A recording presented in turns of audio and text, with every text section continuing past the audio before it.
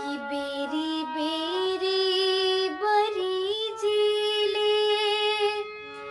अरे बाबा हो कवन बाबा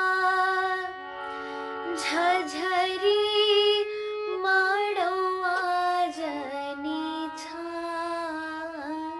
जी बेरी बेरी बरी जीली बाबा हो कवन बाबा झझरी मड़वा जनी छाई जी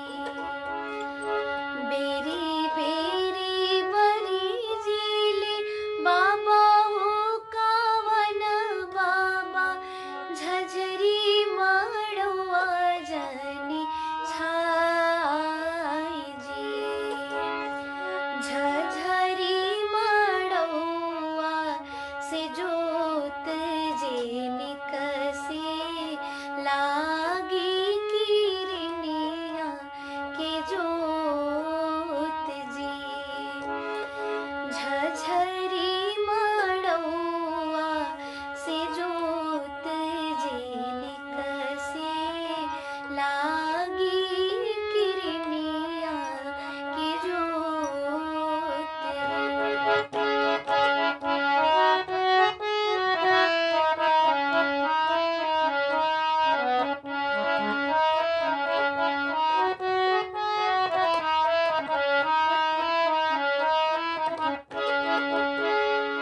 कहतू ताहू बेटी तनवा तनैती रखीती किरण से छुपाई हो कहतू ताहू बेटी तनवा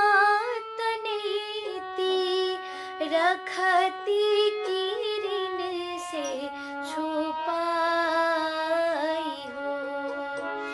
कि काहे लागी अहो बाबा तनवा तनैबा रखबा किरण से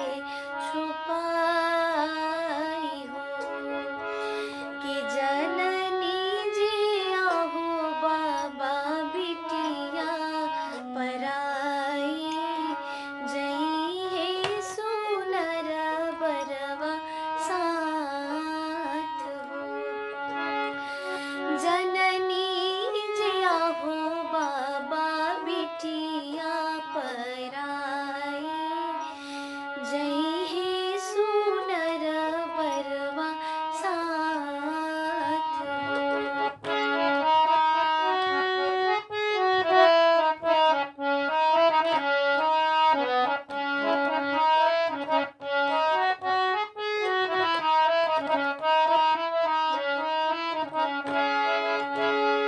सोनवी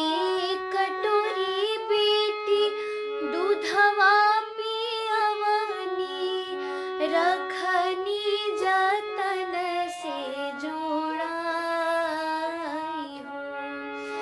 अरे दूधवो के मोलवो न दिहलू ए बेटी चललू सुनर बरवा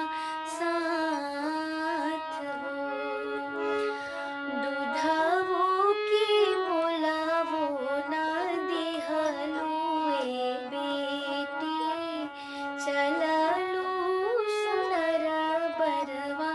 साथ हो काहे लागी अहो बाबा दूधवा पियवाला रखला जतन से जोड़ाई हो कि जननी जी अहो बाबा बिटिया पराई जई है सुनर बरवा साथ हो जननी